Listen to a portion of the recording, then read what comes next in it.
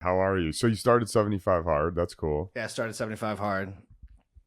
It's great. Well, I guess we might as well just fucking start Then we instead of just talking start, about then this I can shit. talk about it, and then that would make more sense. All right, well, we've started already. What's going on, bro? Okay, cool. So, yeah, tell me about it, dude. So you started 75 hard. That's awesome. Have you done it before? I forgot. Dude, we were this is like it's like a shameful thing. We like started at the same time, and I think I went for like 20 days, and then I crashed out at like a work party and like just never brought it up again. Okay, got it. Yeah. Okay, got it. That's funny. So this is go one for me. I'm a 100% gonna do it no matter how long it takes. And How many days you started? What did you say? 6 days ago? 6 days ago. So it's not like Nice. yeah, it's a big talk right now, but No, dude, I mean, even 6 days though, I'm sure you're starting to feel just a little bit of momentum, which is funny enough. That's what we're going to be talking about today. But I know that like a week in, you feel great. And then 2 weeks in, you're like getting tired and you feel good. And you go through these like stages throughout it. But the whole time you're building all this momentum. And I feel it now, like even after I just went to Vegas this week. And bro, it was the first time I've ever been to Vegas. And I ate semi healthy and worked out in Vegas. And then I got home. I took a day off because I just couldn't function because I had gotten an hour or two of sleep the night before.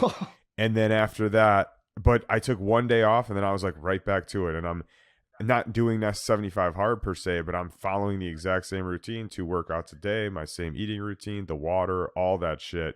And it just feels so much easier because of that momentum. You know what I'm saying? Like, tomorrow will probably be easier than day 2 or 3 or whatever. 100%. I already feel it, and it's like there's like I don't want to stop. One, just because I feel good. There's like just a natural, I don't know if it's an endorphin thing or it's like the momentum that we're talking about and just a reinforcement that like your actions are meeting up with the expectation of the person you want to be, which is an identity thing, which, you know, good overlap because I think that was the other topic for this call that we wanted to talk about.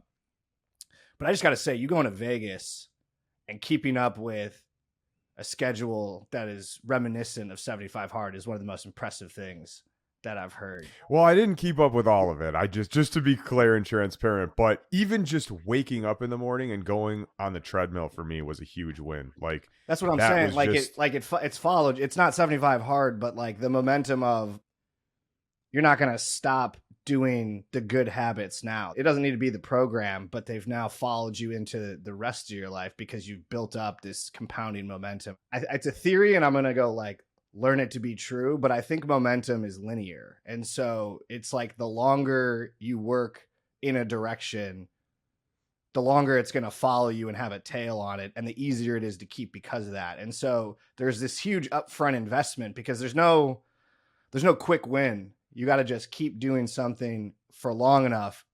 And then you've built up enough credibility with yourself that, and I think that's what the momentum is, that like, how could you not go work out even if you're in Vegas?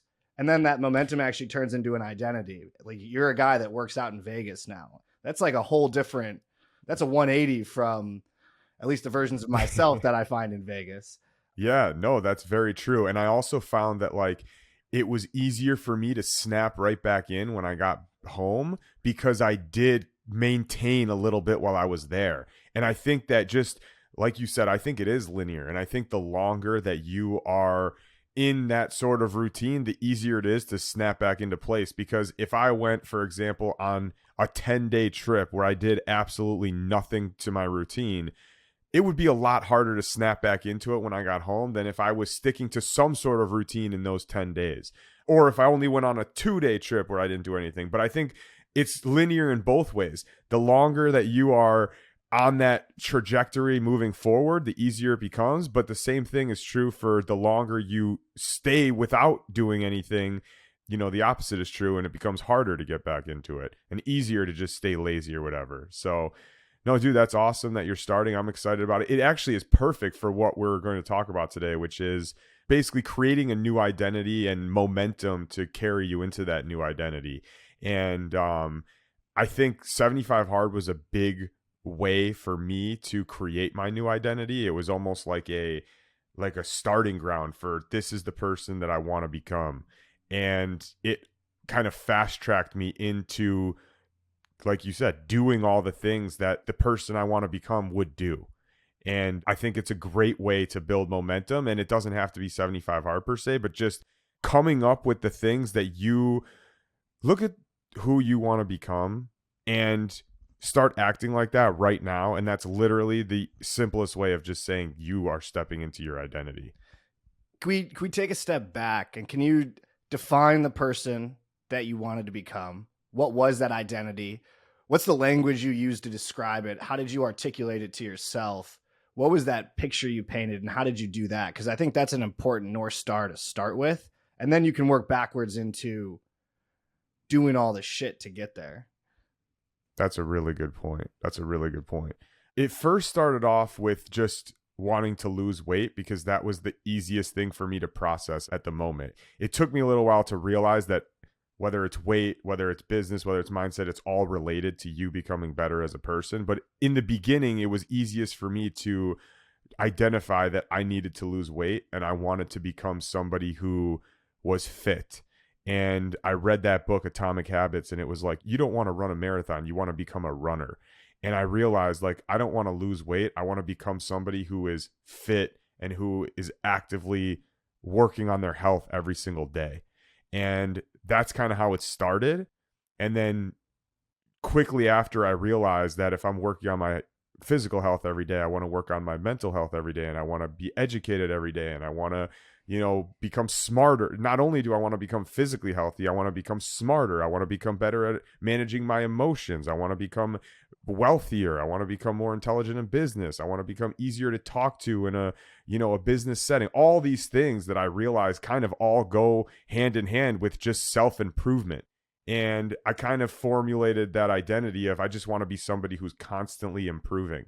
And I guess 75 hard was just a way for me to kind of jumpstart that. But I'm curious, the same exact question for you, especially now, like, what are you thinking? Because now I still have that same perception of myself. Like, it's just at bigger levels now, but it still remains the same as I just want to be a person that's constantly improving and never standing still.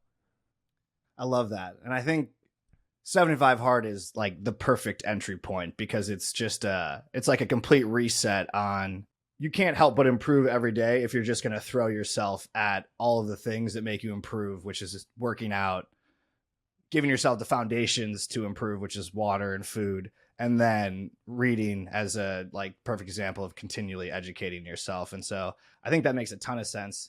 And I like that a lot because it leaves room, like that can be your forever identity. There's no achieving that. It's almost like a process driven identity, which that's something you can live against your entire life and continue to see improvement and momentum against because there is no finish line. But the process of doing it is the most rewarding part.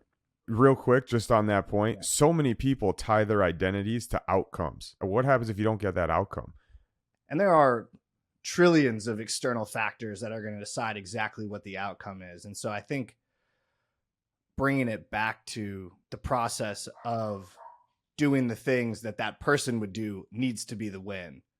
And then every day you're winning instead. And that's how I feel right now, is because I'm going out. I don't actually have the only thing I have in mind is completing 75 hard. And that as a benchmark, that's completely within my control. No one can stop me from doing that. Every decision I make, like, what do I put in my mouth? Like, how much water am I drinking? Am I getting outside and doing this workout? Like, those are all inside my control. And so just as we're talking about this, it's kind of unveiled the thought that focusing purely on things that are inside your control that define an identity is the perfect way to get momentum. Because the only person who could stop this momentum is me. But if instead I was saying I need to make, 200K in the next 6 months, like, things could stand in the way. And if I don't necessarily get to that, and how I define momentum, there's a mismatch that I think can slow you down. So I think it's important, and you touched on it brilliantly, is to be process driven, especially at the earliest stages of all of this. That doesn't mean you can't set goals, but define success against the process. And you can say that about everything, by the way. You could say that about making 200K. You could say that about losing 20 pounds. What happens if you break your ankle or something and you can't run anymore and your goal was to run? Well, if your goal is to progress daily with physical activity, like, you could figure out other things to do. It's just about the actual activity. Like you said, it's about the activity and the process versus the actual outcome. I had a really big problem in my life tying my identity to outcome my entire early 20s, essentially. And it started to really fuck with me when I wasn't achieving those outcomes.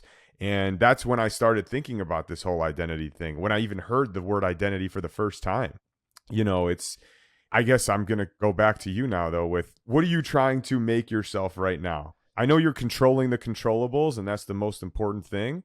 And yeah, I'm curious. So it's probably like a little ripped from Andy Frisella, but I put a label on it and I said, all right, I want to be a ripped, badass CEO. And it sounds cheesy, but it makes the questions easy of what would that guy do? And then I can ask myself, is this next action in line with what that guy would do? Like, would that guy take the easy route? Would he take the elevator? Or would he take the stairs? That guy takes the stairs. Okay, I'm taking the stairs. Does that guy do a 75 hard to get locked in? Yes, he does. Okay, it's an easy call. Now I get to do 75 hard. And so I have gone through the process of just asking myself, what would that person do? And then it makes the question a lot easier of going to do it. And so I think it's a little bit different than the framing that you've took. And obviously there's no finish line on what that looks like. And the identification of that as a goal may change over time as priorities change. But for right now, fitness, business, focus, mental clarity, and honestly, just like mental health as a function of mental clarity, I think that actually captures all of those things, and all the actions that person would take are leading me towards the refinement of having those things. I love that. It's very similar to what my coach says: ripped, rich, and rare. That's fucking Which sick. is the truth. Yeah, but it's the truth. It makes making decisions easy too. That's another reason why I do love 75 hard, by the way, because it just makes your decisions easy. There's no, something I don't know if I talked about this before on the last episode or not, but one thing about 75 hard that I realized is why it works so well for me is because I have a set task list for a set amount of time. It's very defined. And if I don't have something that is very defined, it's harder for me to stick to it. So the reason why the last couple 75 hards, I didn't stick to my plan as well when I ended is because I didn't define a goal for myself as well as it is defined in 75 hard. This time it's a little different because not only did I define what I'm going to eat, what I'm going to drink, how I'm going to work out, my meal plans, all the things, I defined all those things, but I also put a timeline on it, which to me is incredibly important. And I think it's one of the biggest thing I was missing beforehand, because I don't know what it is. I've just noticed something about myself that I work better in challenges. I work better in periods of time versus just saying I'm going to do this for indefinitely or for the next year, for the rest of my life or whatever. I'm going to say, okay, from this date to this date, maybe it's 30 days, maybe it's 60 days. Right now, for me, it's until May 21st because I'm going on my honeymoon then. So from January, I finished January 22nd till May 21st. I forgot the exact dates. This is my program. And I think that is going to make it a lot easier for me because it's so clearly defined now. And I have not only all of my task list defined, but the exact dates that I'm going to do this. And I don't know what that is, but I feel like there's going to be people that resonate with that because so many people I've talked to have similar ideas when it comes to working in a time frame versus indefinite. It's such a weird psychological thing because it's the same thing. It's just putting a date on it so that you can mentally, I don't even know what the word is, but just mentally be able to accept it or stick to it better. I think there's two things there that are extremely profound. First one is I love the framing that basically you should just live your whole life in the middle of a challenge. Like, why live in any other way? Like, every moment of your entire life should be this well-defined challenge. Otherwise, what's the fucking point? Like, you can either be a potato or you can be a fucking monster. And so, I think that what you just did helped like clarify for me a practical tool to always be in that mindset. You should be in the middle of a challenge, whether it's specifically the things that you're focusing on, or it could be like being the best father of all time. Like, what are the things that go into that? Defining it very clearly. Like, I'm going to spend X amount of time with my kids. I'm going to like take my wife on X amount of dates, but like that rigor, it allows you to push harder on everything that you're doing. And the second thing is, I think that definition wipes out the opportunity for that bitch voice in your head to come in and be like, we'll skate it today. Because you've already defined the rules. When you don't have the rules in place firmly enough, it's very easy to be like, well, today doesn't need to be the day. Well, if you're in the middle of like a time restricted, task restricted challenge, it has to be. And so it actually like you said, it makes the decisions easier. And I think it could be down to like the subconscious level of your mind where like clarity is now there. And so unfortunately you just have to do it.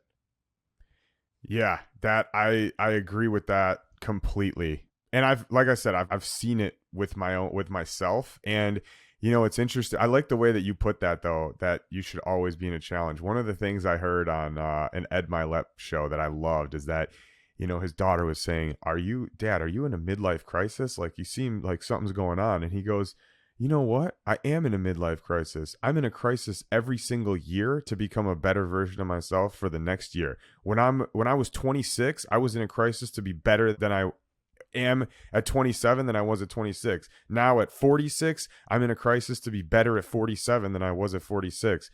And it's such like when I look back at my life and I look back at the years that I've progressed or the years that I stayed stagnant, the years that I've progressed have been the happiest years. I said this before, 2020 to 2021 during COVID and everything was one of the best years of my life because those years I was progressing so much. And even though life was shut down and I wasn't traveling or hanging out with friends and family or doing all these things, they were still some of the best years of my life because I was constantly progressing and I felt so good about myself and so aligned with what my goals and my mission in life are. And 2022 was a great year. Don't get me wrong. It was definitely the most fun I've had, and traveling and all these things. It was incredibly luxurious, but it was not as fulfilling as 2020, 2021 because I was not progressing the entire year. I was staying stagnant. I was not controlling all the controllables. And when I really dissect that, it's like, holy shit, this life that I dreamed of living my entire life, going and staying at 5-star hotels, traveling all over, being at beaches, all this shit, is not as fulfilling as sticking to a freaking 2 times a day workout program. Like, who would think that would be what actually makes you happier? Like, when you're young and you're thinking about your life and how you want to live, who would think that would be the thing that makes you happier than all this crazy shit, right? But when I really look back at it, there's not a single doubt in my mind that I am a much more fulfilled and happy person when I am constantly progressing and always trying to move forward and improve, regardless of what's going on in my life, whether I'm traveling or not, or locked down in the freaking house. And yeah, I think it's important. I wonder, have you thought similarly to that in the past? Because I know you've had lots of years in your life where you've progressed a ton, whether it's through business or health or whatever. And I don't know.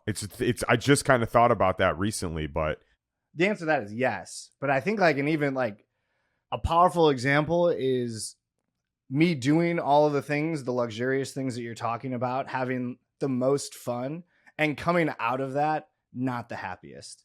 And it's like potentially in any given moment, there's a lot of like fun being had, but the accumulation of doing essentially like a bunch of partying, which on paper just looks like exactly what I'd want to be spending my time doing with friends and this and that, like going to other countries and so forth. But like you kind of come out the other end and there's the lack of progress. And I guess a good way to ask is, if you were doing all those same things, would you feel better if you were doing all those things and not progressing at the same time?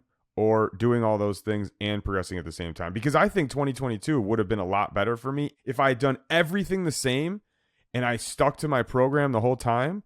I think it would have been the most unbelievable year in my life. Maybe it was, but because that way I was doing all those things, but I was still sticking to that plan of constantly progressing. And I think that's what I was missing, which is what I'm going for this year, obviously. It's such a good point. And I think that's where the momentum piece comes in. And that's actually, I think the point you made is a good one for what I'm doing right now.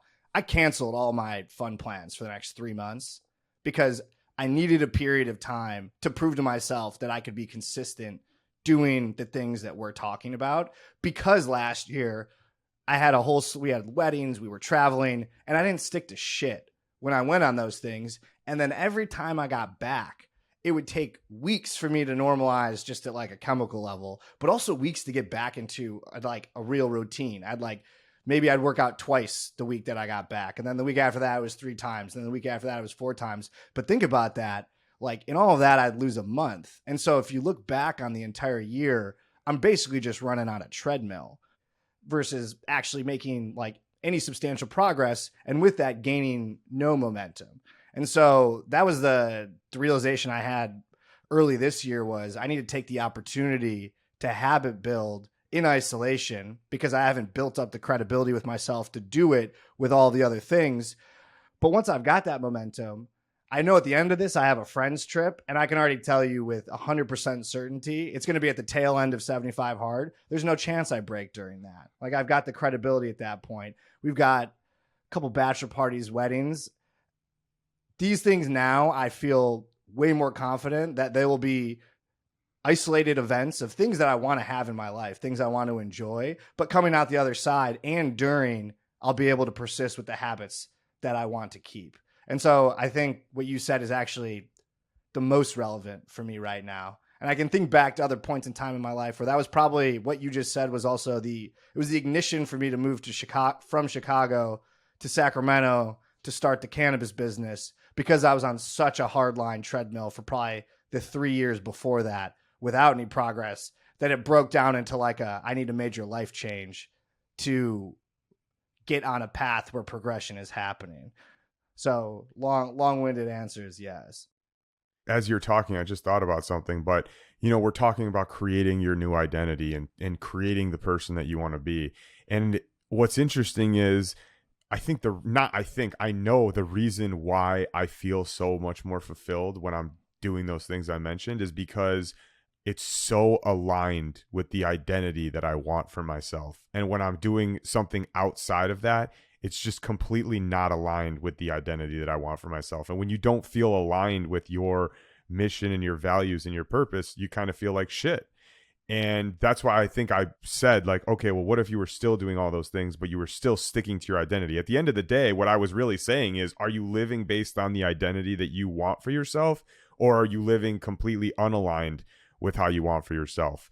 And I think, that's why this conversation goes hand in hand. The longer that you live in that identity that you want, the more momentum you have and the easier it is to stick to that every single day and never break character. And your character is essentially the identity that you create. We all have different characters. Any one of us could be a criminal. Any one of us could be a rich and successful businessman. Any one of us could be a great or a terrible parent. We all have these choices that we make.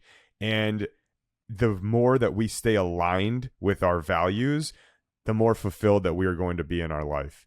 And when it comes to depression, I feel like, kind of taking a turn here, but it's related. People, I feel like, get depressed because they are not living up to what they see themselves as they can be. And that's the same type of thing, is you're not living up to the identity that you want for yourself. And of course you're going to feel like shit when you are not working out, when you know you want to be somebody that works out, when you're not eating healthy, when you know you want to be somebody that's eating healthy, when you're not working on making money, when you know that you're somebody that wants to be rich. Of course you're going to feel like shit if you know that you want to be doing these things and you're not doing them. And I think it just goes hand in hand with, if you are not living aligned with the identity that you want for yourself, you are not going to be fully fulfilled in your life. Do you know what I'm saying? 100%. And I think you're touching on like like a classic psychology concept called cognitive dissonance. I think it's well understood, like in the psychology community, that if you're in a state of cognitive dissonance, which is one where you're acting in a way that's different than you think you should be acting, that you can't be happy. It's like a fracture in the mind that's taking place. And so I think what you just described is like exactly what that is. And so I don't think that this is like philosophical. I think this is just like rooted in facts of how the brain works, of if you're doing things outside of the things that you think you should be doing, you're not going to be in a happy or a fulfilled state. It's like an impossible thing to do. So you have to act in alignment with that identity. And with that, I think the definite, like defining an identity well and like choosing what that is and making that decision to choose that identity makes it easier to get rid of that cognitive dissonance, because you've got clarity on what that identity should be. And then you've got clarity on if your actions are working against it or not. Where I think people struggle is there's this like general idea of what I should be doing, but you haven't defined what that identity is. And therefore, like you have this moving goalpost in your mind if you haven't defined that. And so working against it or working towards that is just difficult to do. It's in the same way that like you defining time and putting task restrictions on what it is that you need to be doing. You need to do the same thing with that identity and make sure that you choose it and stick to it, because otherwise I think you fall into this cognitive dissonance much more easy because you have an ill-defined version of what it is that you want to be doing. So why do people fall off? If we know this about ourselves, me included, why do I fall off? Why do you fall off? Why do people fall off when they know that they should be doing X, Y, or Z, and not even that, but they feel like shit when they're not doing it? It's a great question. It's like a boiled down like human condition question. I think that you need to come to a point in your life where the pain of not doing the thing is greater than the pain of doing it. And some people may not have gotten to that point, or they haven't been able to dial in that like the source of such great pain is of not doing the thing versus doing the thing. You know what I thought you were going to say? The source of, because now you just made me think of it. The source of such great pain is constantly craving and staying in comfort. Because if you are always craving comfort, because I'm just thinking right now, like the things that we're describing are things that require you to get uncomfortable, right? Everything that we're talking about are things that require you to get uncomfortable. Sticking to meal plans, working on your diet, or working on your exercise, working on becoming more educated, working on building your business. Like all these things require some level of uncomfort. And I think that we as humans are conditioned to crave, not we as humans, we as Americans are conditioned to crave comfort. Our entire life, we've been given everything that we want. We're given food, we're given shelter, we're given all these things that, we don't have to work at all for, most of us. And I think we just grow up craving that comfort, not realizing that going through struggle and suffering is actually what gets you onto the other side of, I guess, realizing what actually makes you fulfilled. But that, if I boil it down, because I asked you the question because I'm genuinely curious, but if I really think about it, that's what it is for me. It's just, I want comfort. I don't want to wake up because I want to lay in bed. I don't want to eat healthy because I want to have freaking Doritos or whatever. Like, it all comes down to just, what do I envision as comfort? And that's always what gets me off track, because that's what I'm craving. Yeah, I think there's a paradigm of short-term pleasure versus long-term gains. And all of the things you just described are all short-term pleasures that come at the expense of long-term gain. And I think the realization that you and I have had is that long-term gain wins. And so once you have that realization, you can start combating that need for comfort, because you realize it's actually this smoke and mirrors bullshit that you think is going to make you happy, but it's not. And it's actually this accumulating deficit that you can create in your life by only chasing that. That's the best way to say it. That is 100% true. long-term gratification beats instant gratification every single day. And having that realization, because you could make a, I've done it a million times, make a million excuses. Well, life is short. I'm going to eat these Doritos. Life is short. I'm not going to wake up and work out. But in reality, life is short, so you should not waste time on instant gratification, and you should go for long-term gratification. And that is such a major realization I think everybody needs to have if you're going to change. That's such a, I've never thought about flipping the fucking script like that. But every time now where I'm like, life is short, so I should go work out again. Because if I don't, I'll never get the compounding interest that who knows what I can achieve in my life if I gain that. So life's too short not to go do all those things, as opposed to the or to waste your potential. To waste your potential, 100%. And if you think about the fact that life is short and compounding interest and momentum are linear, it's like actually every time you waste that opportunity is a major one, because life is short. So you can either be working in the direction or you can't be, but life's short, so you probably should be working in the direction. Dude, I got an ad. This reminds me, I got an ad on Instagram yesterday, and it was like the ultimate way to stop procrastination. And it was a massive calendar that you stick on your wall, and it says your life in weeks. And it's just, and it's not that long. You know what I mean? Like, I don't know how many thousands of weeks or whatever, or I don't even know how many weeks, but it's not that long. And it was like, you know, you're crossing off a third of the weeks or whatever by the time you're 30 or more than that. And it's like, holy shit, man, maybe I should get one of these, because it's kind of morbid, but it's also a great reminder that like you need to take advantage of every single day, because number one, you do never know. I mean, anybody could get hit by a freaking bus tomorrow and you be gone. You never know. But even if you're not and you live a full life, it's still going to go by very fast. And at the end, you're going to ask yourself, did I do everything that I wanted to do, or did I not? And the answer is, if you didn't, you're probably going to feel like shit about it. I don't know. I'm not at the end. Hopefully I'm not at the end of my life, and I'm not 90 years old. So I can't tell you how I feel from 30 to 90. But what I can tell you now is I look back at my last, 15 years of life or whatever, since I was 15 years old. And I realize I could have been doing way more. And yeah, I enjoyed my childhood, whatever. But now looking back in time, I know how I will feel in the future if I waste my potential.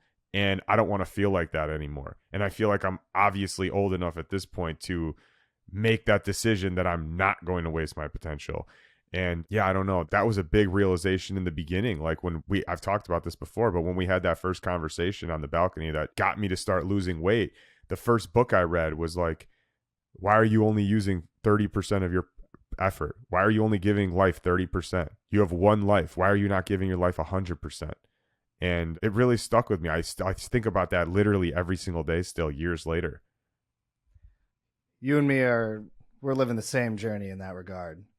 Especially looking back at the 15, I'm like, how can I take the next 15 and 100x, 1000x relative to the past 15? And I'm using that as like an internal benchmark.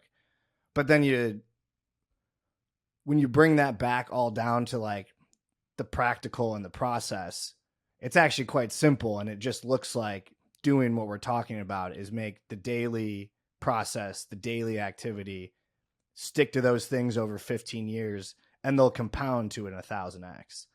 That's why I love the controllable factor. It's like, okay, with 75 hard, for example, you drink a gallon of water, you get your workouts done, you stick to your meal plan, you take the picture, whatever, you read, you won the day. No matter what happens, you won the day. And you do that every single day enough times, and you're going to progress like a motherfucker. Like there's no way you don't. So it's just about winning every single day over and over and over and over again over a long period of time. And you can use that as motivation. It's like every day you win, you're getting closer to your goal. And if you look back from 15 to 30 or whatever, how many days did you not win? A lot. Where would you be now if you won 95% of the days, That's probably yeah. It's a question I try not to ask myself. Yeah, but it's a good benchmark to use going forward, thinking about, you know, like you said, because the only person you can measure against is yourself. So yeah, man, I don't know. Honestly, I think this was great. I think we kind of covered like everything that I have thought about my identity and changing it. And I don't know, you have anything else you want to talk about? No, I think this is a good place to wrap. Yeah. All right. Sounds good. Well, that was awesome. I'm excited to keep seeing how you do on 75 hard and becoming this, not that you aren't already, but a ripped badass motherfucker. Oh, ripped badass business owner. Yeah. Motherfucking business owner. I don't know what you said, but I'm going with it. That's good. It's good workshopping for me. Yeah. All right, guys. Well, this was awesome. Thanks, Brad. And we will talk to you guys on the next one. Please subscribe, leave a comment, like. I know nobody's watching this thing yet, but it's all good. If you watch this in 3 years, let's go. All right. Talk to you guys soon.